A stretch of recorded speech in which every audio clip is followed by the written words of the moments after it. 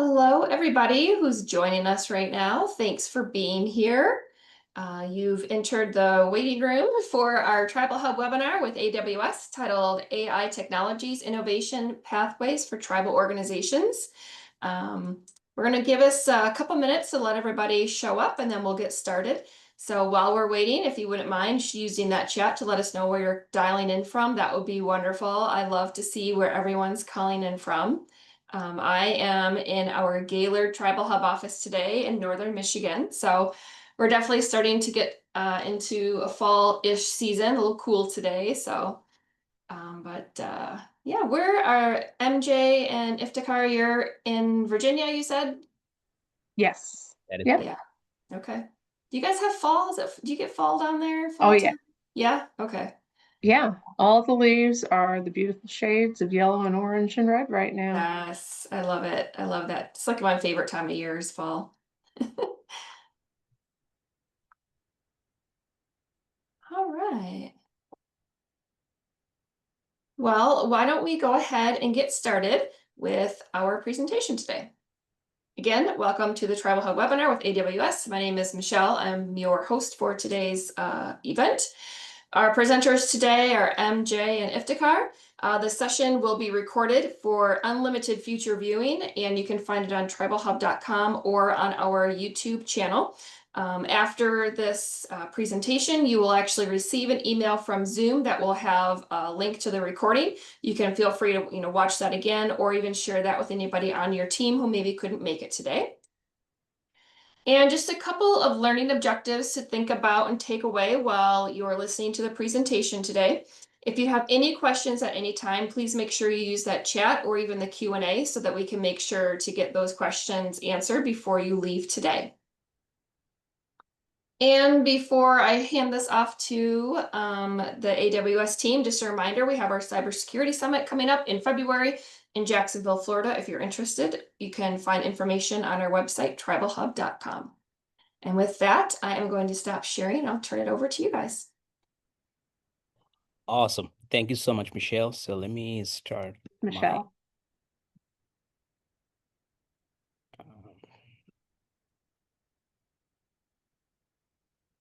and let me know if you guys can see my screen. Yep, looks good. Awesome. Awesome. Thank you so much for that.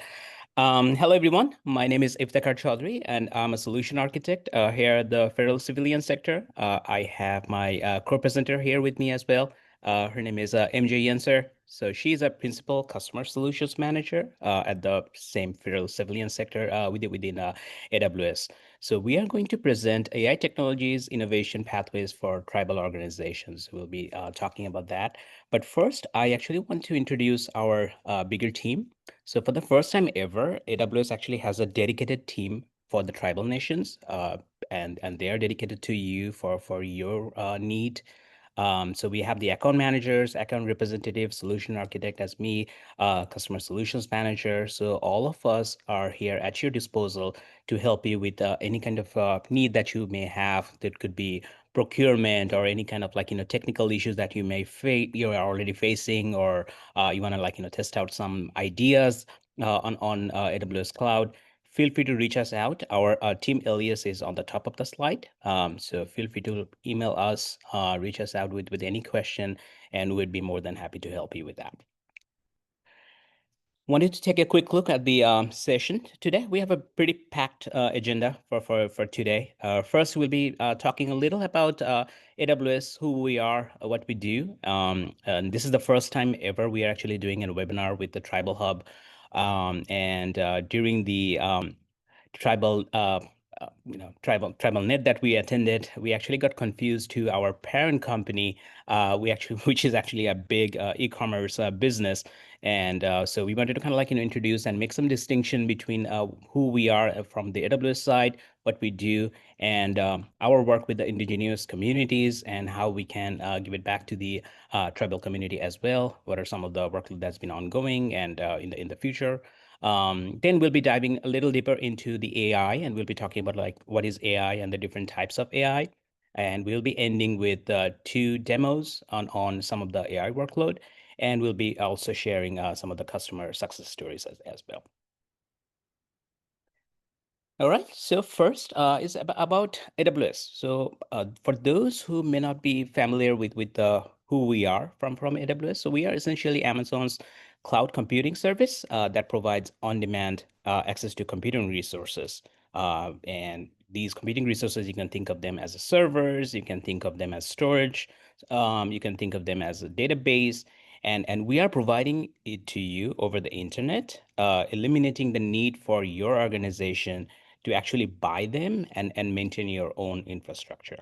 And like, these are not actually physically, you actually have to maintain. All you have to do is just a click of a button, you will be getting access to these computing resources on AWS Cloud. So two things I want to mention, like, on the a long list of benefits that you can get out of these, AWS Cloud. Is the first one is the cost. So AWS actually follows a pay-as-you-go model. And that means you will be charged only for the resources that you are consuming and for the time of your consumption. So if you are just like, just running a server for X amount of time, you'll only be billed for that X amount of time. And it depends on the type of server that you are running. So think of that as a more of a electricity bill. So you will only get charged when you actually use the electricity, and at the end of the month, you will actually receive a bill saying that, okay, you have used X amount of electricity for this month, so you'll actually have to pay this bill. Now that actually comes pretty handy for teams that are essentially like, trying out different ideas. They may have a POC in mind that they want to just like, go ahead and test it out, their ideas. They may want to like, test out different GenAI offerings. I know, like, that's been a buzzword around the industry right now. Or maybe you want to like, just test out different security implementation, and you don't want to like just go ahead and procure all these servers and other resources and essentially like, have them just not getting used in your own on-premises data centers. So you can actually like, use cloud that way. And obviously, like, that can be utilized for your production workload as well. And the second thing I want to mention about AWS is global scalability. Now, essentially, like, AWS is suitable for both, very small scale startup to all the way to big corporations. Some of the big names such as Netflix and Amazon Prime. So they are already running their businesses on cloud, but that doesn't mean that we are only suitable for the big ones, the big names. We're only also suitable for the small startups because we are providing different programs for the startups and also the tribal communities for you to take advantage of this scalability.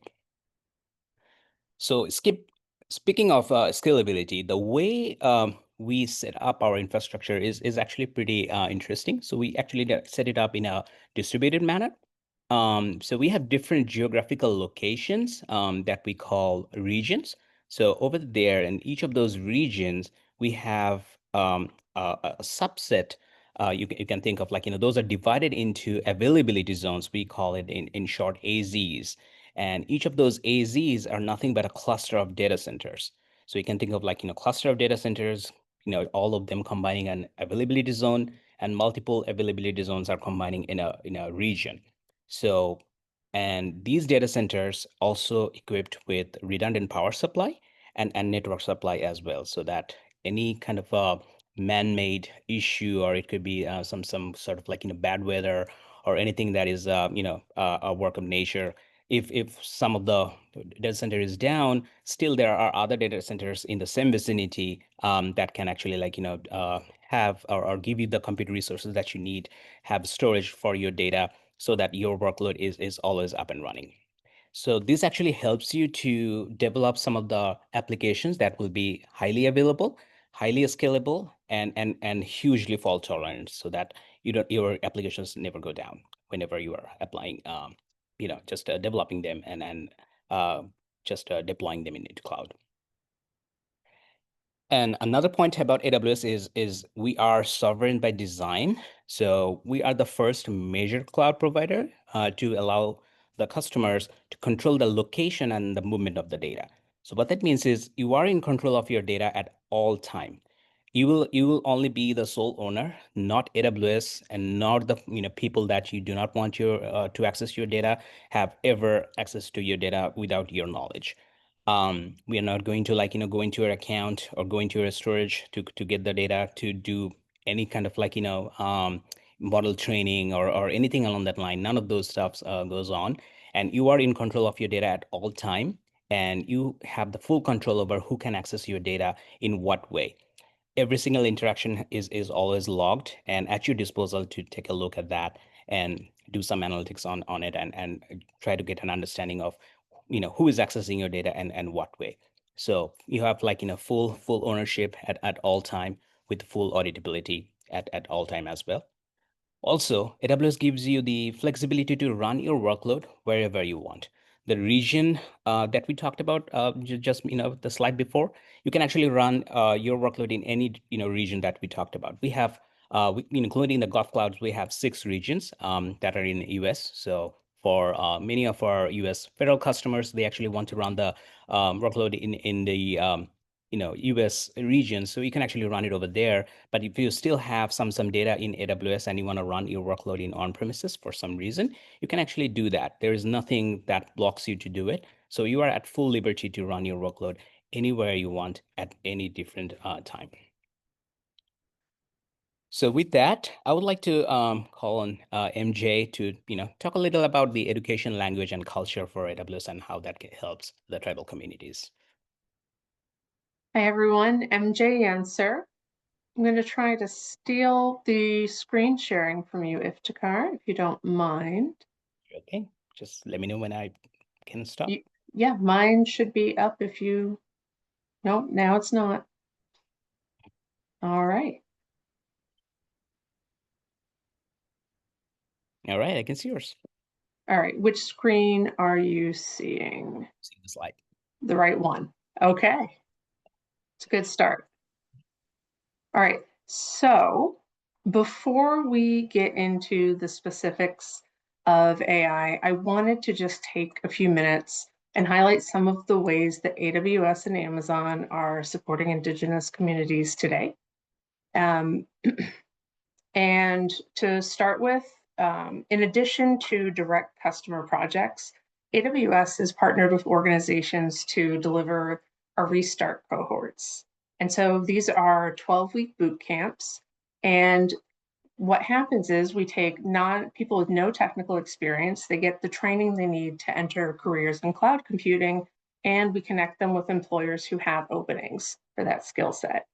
We've actually had Indigenous-only cohorts in Canada, Australia, and Brazil to date, and we're hopeful that in 2016 we'll be able to have the opportunity to set up an Indigenous cohort here in the US, actually. Beyond that, we've helped customers create solutions for secure cultural storage, data protection, language preservation. And more recently, one of the interesting examples I came across was our parent company, Amazon, is home of Amazon Prime. And that team has been working with the Cherokee Nation to create a Cherokee language dubbing for the Lord of the Rings series that's on Amazon Prime Video. And then this particular example that we have is one where AWS GenAI services have actually been used to preserve the endangered Galia language and culture for the Galia people of Western Desert Aboriginal people. And at the time that this app was developed, there were actually only 3 remaining living speakers of this language. So this was a really important project to support. The application uses bilingual narration, animation, games, workbooks, and songs to allow the users to simultaneously learn science, Aboriginal culture, language, and the culturally important songs all at the same time. And beyond the development of that particular app, the company that helped them develop this has also used AWS to develop another app, which provides text-to-speech, voice recognition, or voice generation, translation capabilities, and chat functionality to help users practice and revitalize languages and cultures.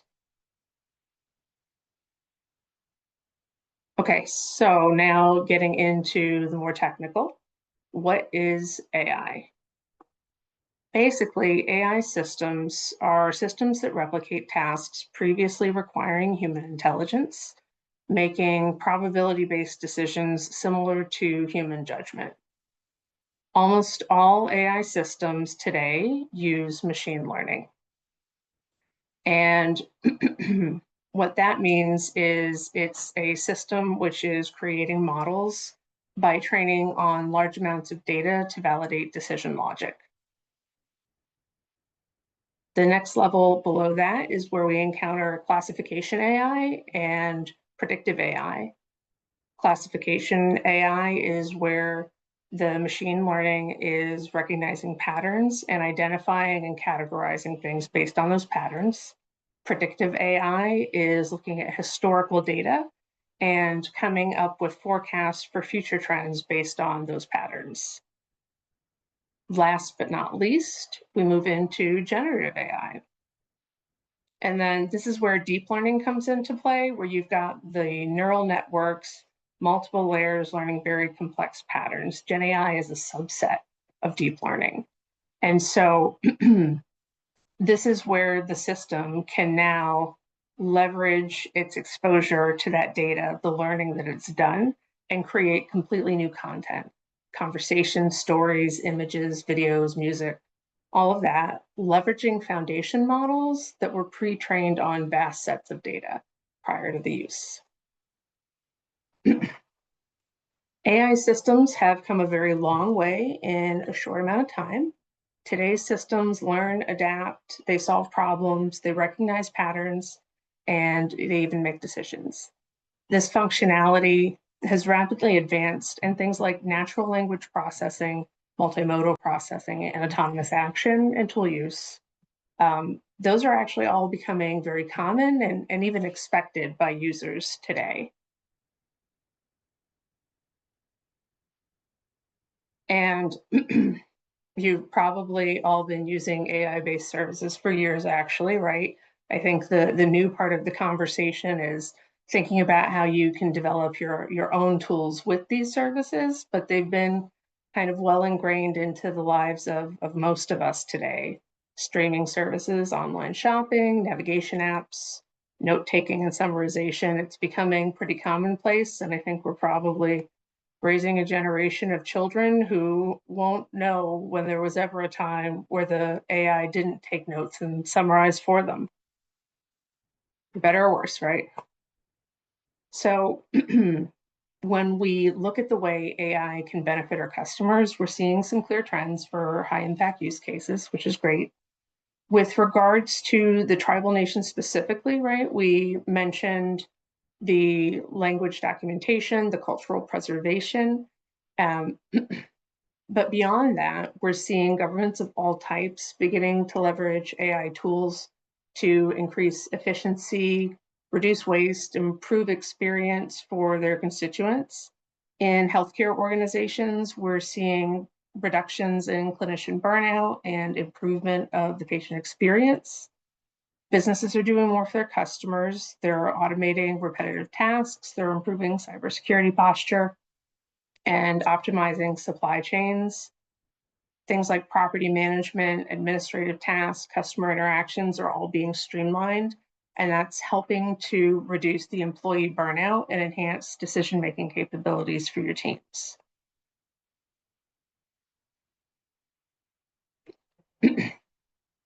So anytime you're deploying a new solution, right, security should always be top of mind, and I'm sure everybody here is pretty familiar with that stance. AI tools are obviously no exception. While the considerations listed here are certainly not exhaustive, it's the list of things that we hear from our customers most commonly. So how do I make sure that my application doesn't hallucinate? How do I make sure that at every step I have visibility into what people are doing with it and that it's secure?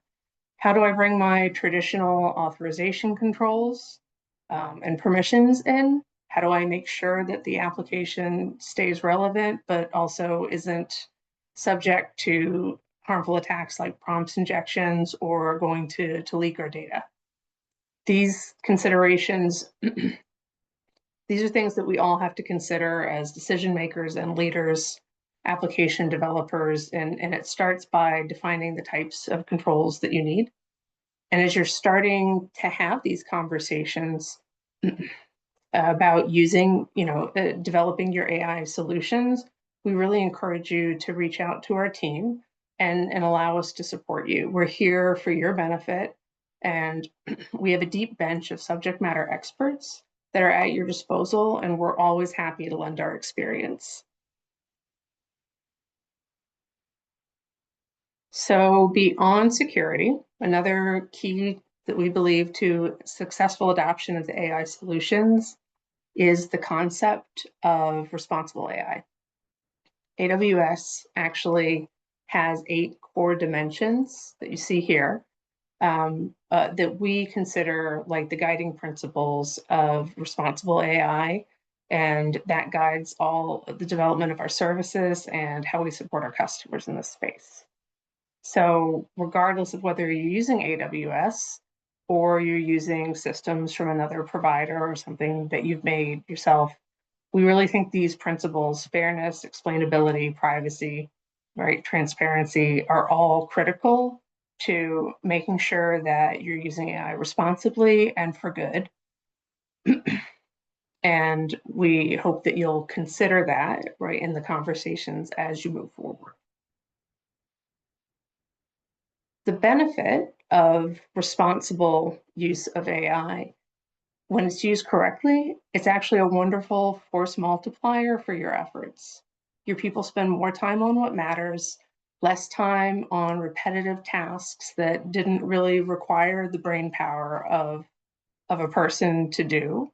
And properly implemented AI provides expert level capabilities and makes them accessible to everyone, right? It's not just big corporations anymore.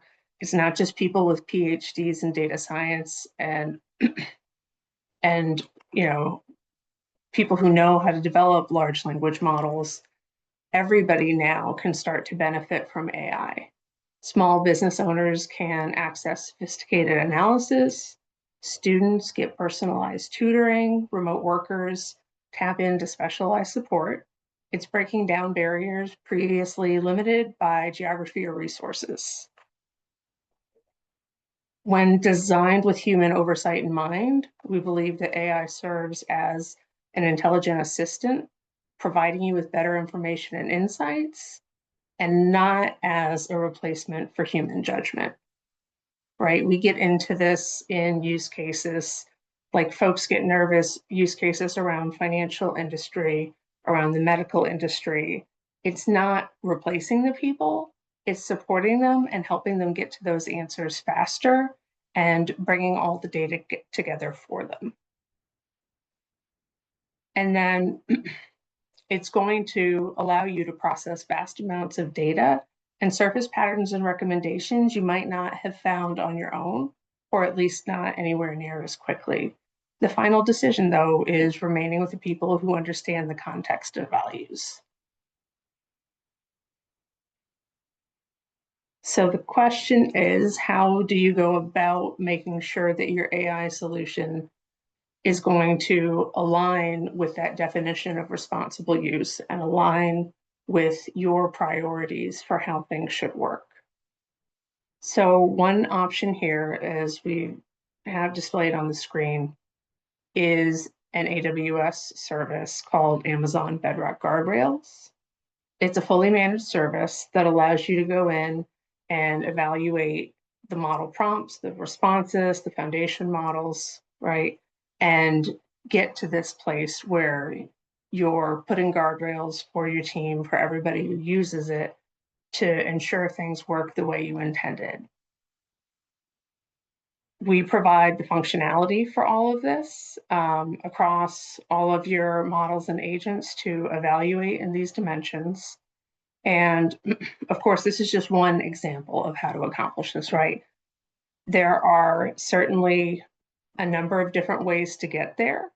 Outside of using a specific managed service, whether ours or someone else's, organizations can and should adopt a multi-layered approach that combines custom input validation, output monitoring, content filtering, human oversight, and continuous evaluation of your frameworks to make sure that the systems align with your specific ethical guidelines and risk tolerance. And I think this is one of those areas where, people feel like AI is going to make some jobs go away.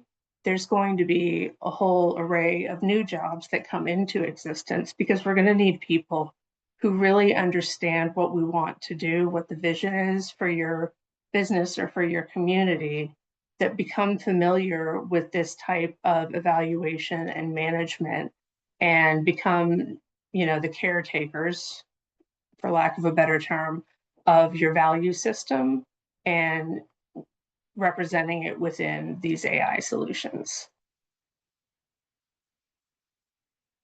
And in the tribal space, there are a few additional considerations that we think may be worth keeping in mind for your implementations of AI. Intentional policy frameworks, integrating your values into your design, and gradual adoption can help you harness AI's transformative power while still maintaining community control, right? Whether it's a solution for your community, a solution for your government, something for a casino or another business, you want to be really intentional in how you move forward. And gradual adoption, finding some places for quick wins to get experience, see how this is going to work for you, start developing that governance framework is usually the best path. Trying to jump in head first can work for some. There's a lot of startups that do just that. But gradual adoption and getting some initial wins and building momentum is where we see our customers really hit their stride. The fourth quadrant here, so the bottom right of the screen, this is something that really applies to all types of organizations, but it's really important. So we wanted to call it out here too. Not providing clear policy and framework can create a situation where employees are likely to use unauthorized, unvetted AI tools. They're out on Grammarly, they're out on the internet, they're putting things into third-party tools and you don't know what the terms of service are or what data they're entering.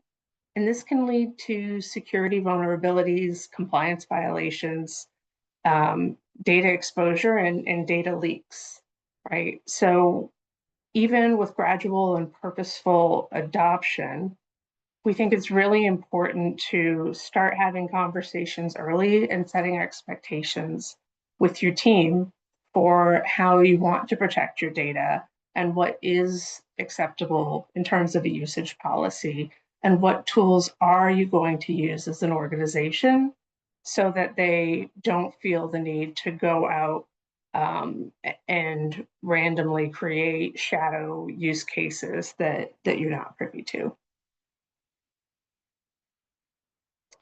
So now that we have covered the benefits of AI and how you can use it responsibly and securely and to drive impact for your organization and your community, what we'd like to do is start showing you some examples of what this might look like in practice. So building AI applications, it used to be something that really required teams of data scientists, expert coders with deep technical expertise. This put AI solutions beyond the reach of most businesses and communities realistically. The mega super large organizations, enterprises, Fortune 500, Fortune 100, maybe some of them were doing it, but even then, but the market now offers accessible AI tools across a really broad spectrum of not only use cases, but skill levels. So on the slide here, you can see we've kind of got three categories. The first is ready to use intelligence. These are tools that you can get right out of the box. You go through and select the settings, you connect to the data that you want to be able to use, but with no AI expertise, you can be up and running and integrating AI and AI agents into your workflows almost immediately. And this is actually, in just a moment, we're going to show you an example of what one of these out-of-the-box solutions can look like. In the middle here, we're speaking to the types of solutions that you can put together with building blocks, right? Whether it's AWS or other services, there are a few different services where if you combine them in different ways, you can accomplish document processing solutions, computer vision solutions, and conversational AI solutions that are pretty easy to assemble. And while they do require some technical expertise, it's really, you don't need a deep expertise in AI specifically to be able to leverage those. And of course, on the right here, dive deeper, customize, and build.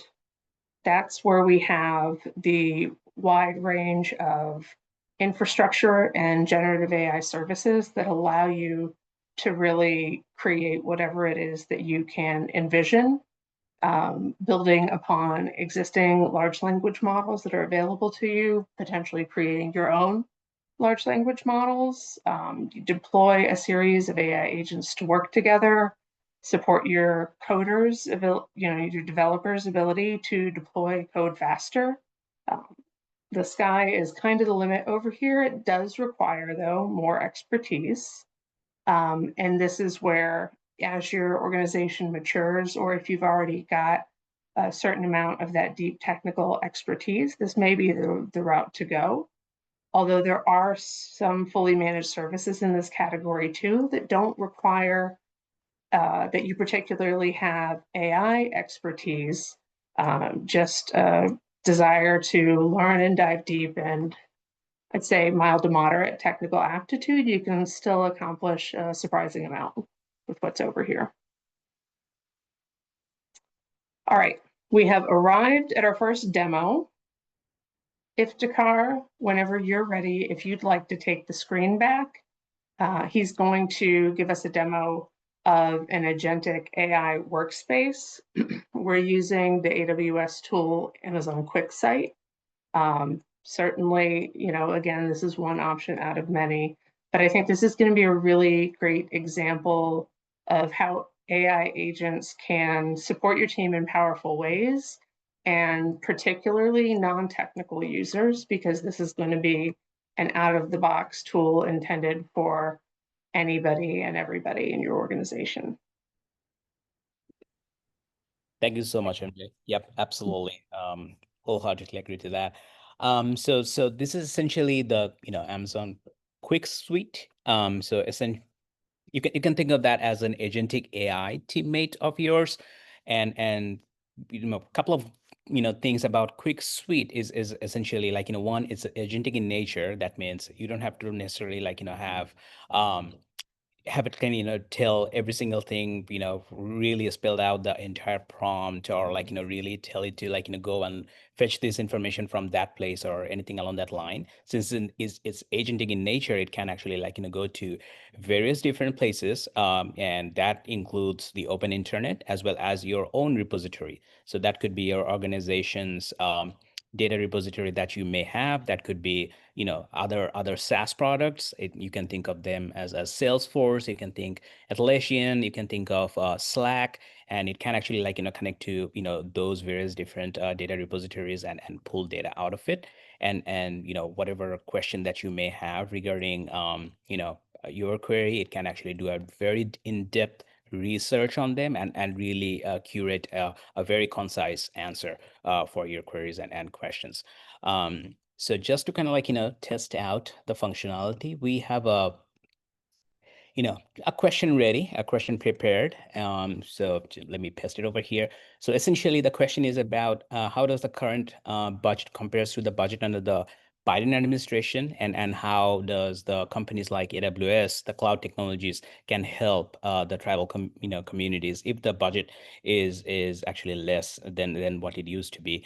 So again, think of that for a second. In order to answer that, it actually has to do comparison between the previous budget versus the current budget, and then also kind of like get some statistics out of it. And then also it needs to analyze the discrepancies and where the cloud technologies such as AWS can help. So there is a fair bit of research that needs to be done in order to answer that. So let's give it straight to them. We are doing a zero shot prompt rather, not telling it to the way it should answer. But as you can see, the assistant is already thinking this through. Since I'm not providing any knowledge base of my own, so it's essentially going back to the open internet and trying to answer.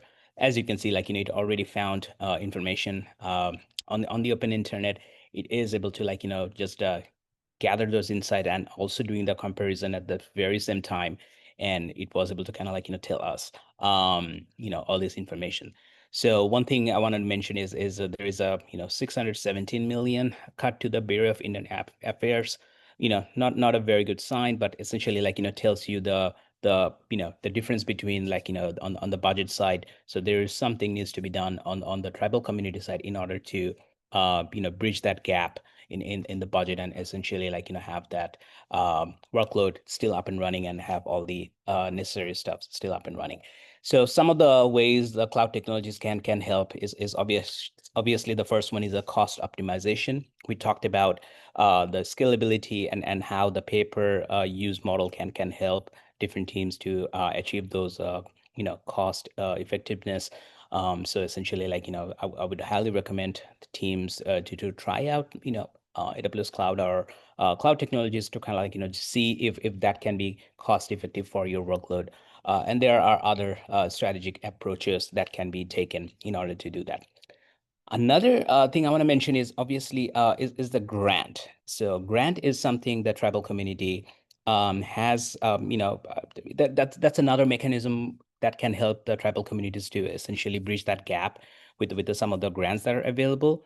But as a newbie to this, I have absolutely no idea where should I even look for. Should I just go ahead and Google tribal community grants? Will that gonna give me any information? I have zero idea of how exactly you can do the research.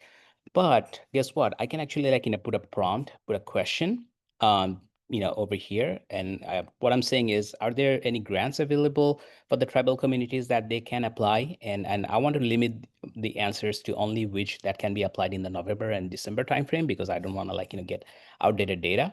And again, send it to the open internet for it to do the research, get those search for me on my behalf, and then just give me a full concise answer out of it. So let's see what exactly it returns in terms of the grant. So as you can see, it's crunching the numbers right now. Again, very, very similar process. You can see it starts to getting more and more information out there. So I want to mention one other thing that there is obviously some federal funding issues that's been going on the grant side as well. So those are some of the stuff that's just coming in over there. As you can see, the shutdown is really just impacting everyone. But want to see it's not only just gives information out of the blue, but also not out of the blue, from the open internet. But how do you even tell if those information are actually correct and there is no hallucination, or AI is not making those stuff up? So if you hover over the just citation over here, you can actually see the link, and you can actually click them, and it will take you to that page where that solicitation information is provided. So not only it gives you that information, but it also gives you the source of that information so that you can quickly go back, take a look at that, and do necessary actions on top of it. So it keeps true to the information, but at the same time gives you very quick access to those information for you, so that you can just go back and check and do other stuff as well. So again, like, this is a collaborative tool. So not only like, you have access to it, but you can also create spaces where your team can collaborate together and utilize generative AI, the agentic power of the generative AI together in a shared space. So you can actually create that space and share with your teammates where they don't have to necessarily like, reinvent the wheel over and over again with other prompts and stuff. Flows is another one that is pretty useful. So if you have like, some task where you will have to like, just do it over and over again for a day, that can be like, where you feel like the AI can help you to automate some of those. Flow could be a great tool. So as you can see, like, for my Flow library, I actually have an RFP response generator because RFP is something the request per proposal. So we do a lot of those proposal responses. But like, that is something, if you have worked on the proposal, that like, it's a very, in-depth documentation with a lot of information in there. But a lot of those can be generated through the power of AI based on the information that is already provided out there. So we can actually like, take advantage of those flows and even like, build yours that actually makes sense to your workload and your team and share with everyone over there. And the research is something it like, just goes back to the open internet, to your other knowledge repositories and do a very, very deep research. So it takes a long time and essentially like, comes back with a lot of information for you to take action on. As you can see, I have done some outreach exercise research for it, and it was able to just gather a lot of information about past interactions, future, the plans. It looked at how the tribal community practices has been, ongoing. What are some of the technical stuff that they are working on? So there's a lot of information out there that you should take advantage of. So that's Amazon Quick Suite. So I want to go back to presentation. So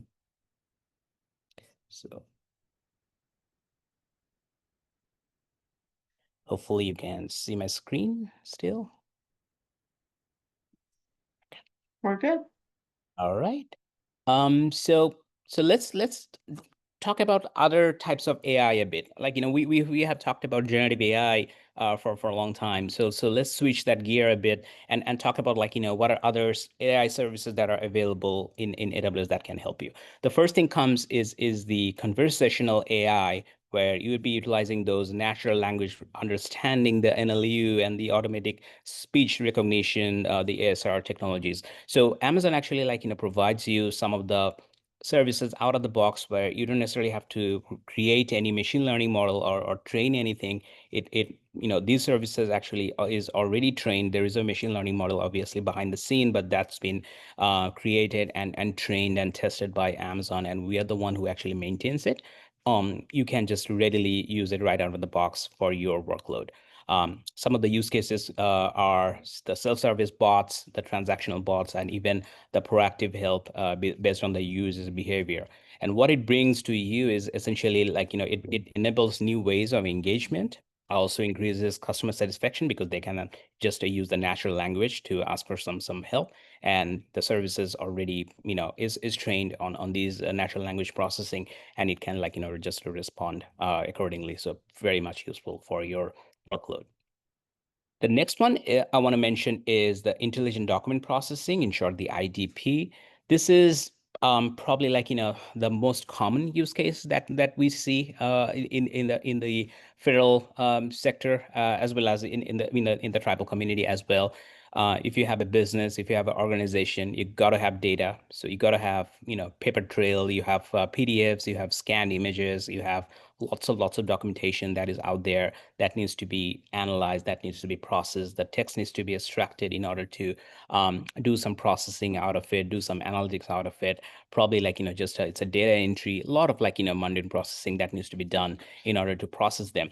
But AI can actually do that pretty effectively and pretty cost effective as well as on the performant manner. So we actually provide AI services that actually, does a lot of those tasks for you. Again, like, there's a machine learning model running behind the scene, which is, built and managed by AWS. So we don't have to necessarily like, do anything, over there. if you want to train those machine learning models, like, do further pre-training, there is a process of doing that. So it's not only like, you are stuck with these models and you are done. Nothing of that sort. If you feel like, these models are inadequate for your workload, you can still use it. Now, I want to mention, like, one of the success stories for intelligent document processing. So Department of Veteran Affairs, they actually have started utilizing intelligent document processing solution for their PACT active veterans, essentially one of their programs. So what ended up happening, it was essentially they processed 400 million documents that created, I mean, that's includes more than 10 billion pages of documentation. So that was processed through these AI services, and they ended up processing almost 2 million claims, and obviously, like, that ended up resulting in a lot of cost savings. So they were able to, like, extend benefits to an additional 800,000 veterans in a single year alone. So this is a prime example of how AI can be beneficial for agencies to kind of, have those cost savings and just essentially share those cost savings, like, just to put it forward to the communities for their benefits. Some of the use cases for the intelligent document processing is obviously, like, insurance, form text extraction. So anywhere you can think of as a form, that could be insurance, mortgage, medical, financial, anywhere, like, you have those text extraction use cases, you can actually use the intelligent document processing, these services, and that can actually help you to achieve that pretty easily and pretty quickly. And it ended up, like, giving you a higher accuracy of data, because guess what? If you employ, people to do it, obviously, like, we have our limitations, we make mistakes. So you actually have to do further verification, further validation. So, and speed is always a concern. The cost goes up as well. But with the utilization of these AI services, you can actually, like, achieve the higher accuracy and use those human workforce for better things about strategy and how to kind of, help the community with the other workload as well. And lastly, for the different types of AI, I want to talk about the content moderation. That's been coming up, over and over again in the past couple of years, since the utilization of generative AI, and obviously, like, has been really going pretty fast and pretty quick. So in order to create those safe environments and protect your brand and minimize the moderation costs, so we highly recommend to use the content moderation services that are available out of the box. We actually have these services available for you to take advantage of. Some of the use cases are gaming, the social media, e-commerce. You can actually have a use them to create a safer environment for your user, and in turn, like, your brand value. So that can really, like, improve. Nobody wants to see your brand associated with some sort of, like, mishap or a news where the AI has been, like, just going rogue and doing something unwanted. So essentially, you can use this content moderation services in order to stop AI being taken advantage of, or at the same time, like, users not to abuse the AI or your application in that way. So that increases that reliability and the lower cost. So let's touch base on the foundation models a little. So we have talked about the machine learning models, but what are the foundation models in particular? So a foundation model is essentially, you can think of that as a large language model, which is pre-trained on a vast quantity of data at a scale. So that results in a model that can be utilized for any sort of task downstream.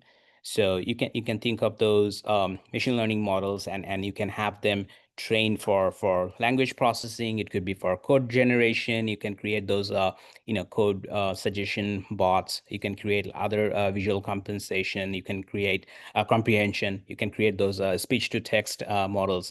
All that can be done from the FM, and you can have them trained and have them utilized for your workloads.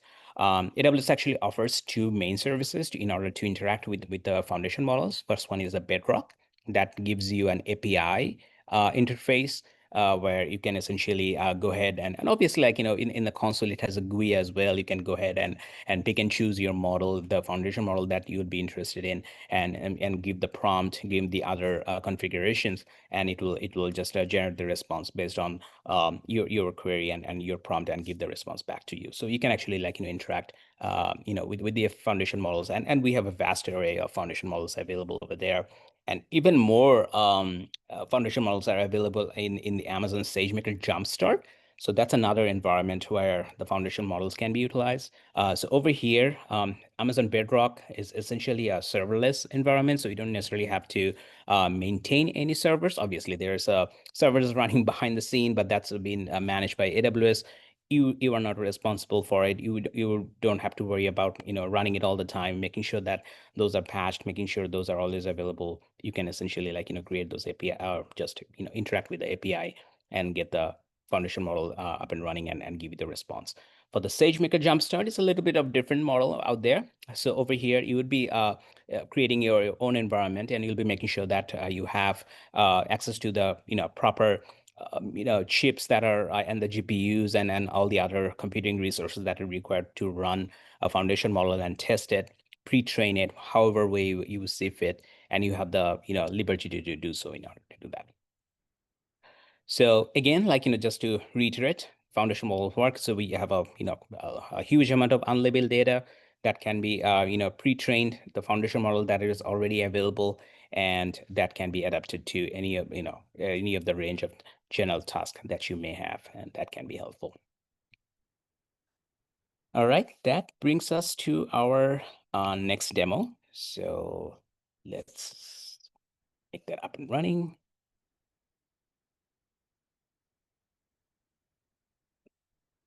So we actually have a language preservation assistant for this workload.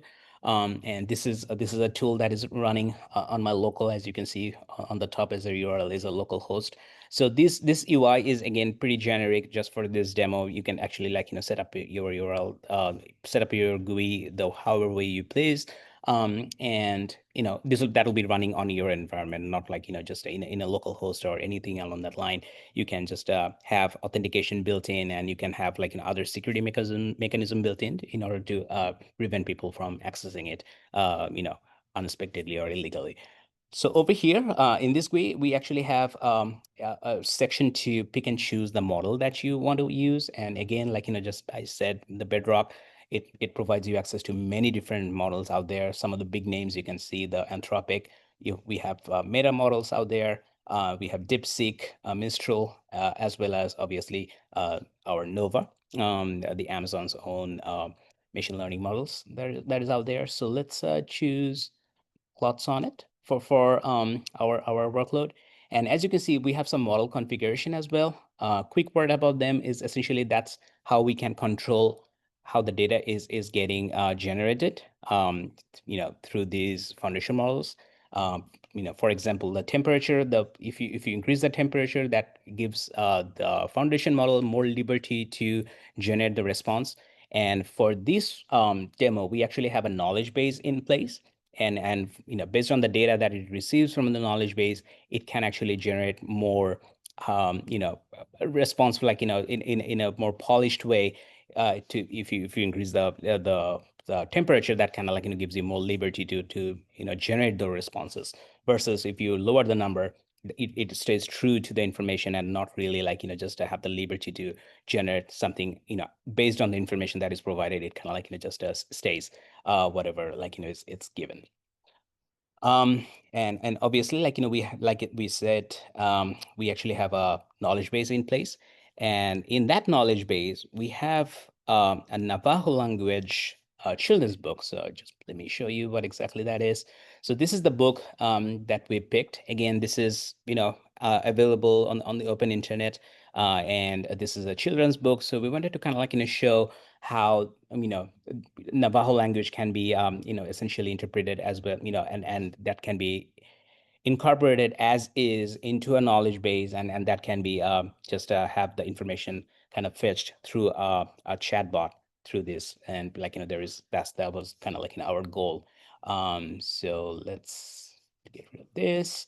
And on the preservation assistance, so let's ask some questions. So we can ask, what is the title of the book?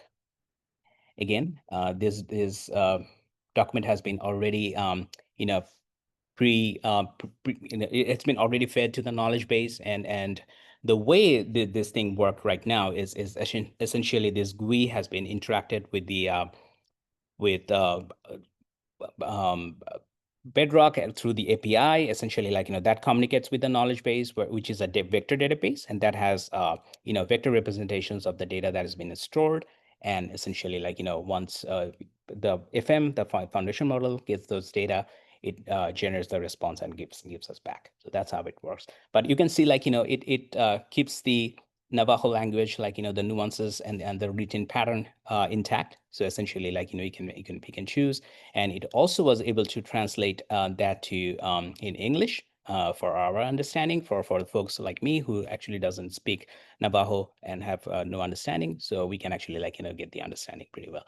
So this is just, again, like, just to showcase the art of the possible. You can actually build different language preservation, however way you want to, like, just have it, or even share with the other languages. You can just translate it to English, Spanish, however way you want, and then share these Navajo language, other documentation with anybody you want. So that way, like, you have a better understanding of it. So with that, I would love to give it back to MJ. I know, like, we are almost coming out of time. Cutting it close. Blame me, I ran long. Do you want to just, since you have the deck open, can you just pull up that last slide for us? Sure thing. There it is. Okay. So we are so thankful that you guys had us here today. Hopefully you got some valuable information out of this, learned a little something new. If you'd like to continue the journey on GenAI, we have a no-cost immersion day happening next week on Thursday. And what an immersion day is, it's an opportunity to do hands-on. There's some presentation, but then lab exercises. We provide the environment, so you don't have to worry about that. It's okay if you've never touched our services. Iftikhar will be leading that as well. And if you want to register for that, there's a QR code here on the screen, or you can send the email to awstribalteam@amazon.com. The email's down at the bottom. And then later in the month, we'll have a session on hybrid edge computing. So hybrid edge architectures are where we are able to provide cloud services that integrate with your on-prem environment. And so if anybody has interest in that, we have options now for having the equipment on your property, but you're still using cloud services that we manage for you. And then later in December, we're going to have a session about enablement support that we provide, and then incentive programs that are happening now. One of the things that we definitely want folks to be aware of, there's a OneGov credit program that was agreed to between GSA and AWS. Tribal nations are eligible for those credits. So there's $1 billion pool of credits available for migration and modernization projects. And we really want to spread the word in the tribal community that your entities are eligible for those credits too. They're there until they get used up. And so it's really kind of those, and then we'll talk about other options and way we support. Yes, any questions? I'm sorry we cut it so close.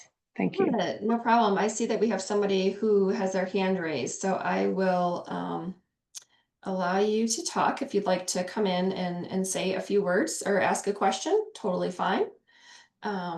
Just have to unmute yourself. But very thankful for you guys to be here today and to share all of this information. We also can link to that. Oh, he put it in the Q&A. Oh, Sorry. I see. Oh, Yeah. I see it. Okay. He is asking, for the immersion day, will we need permission from our IT departments to do the hands-on? So what some of our federal customers do, because there are restrictions on what they can do on the government furnished equipment, they register they register for the event, but they use their personal computer. They give us their personal email and their work one, and they use the personal computer during the session. Others, you just have to, ask if your organization is okay with it.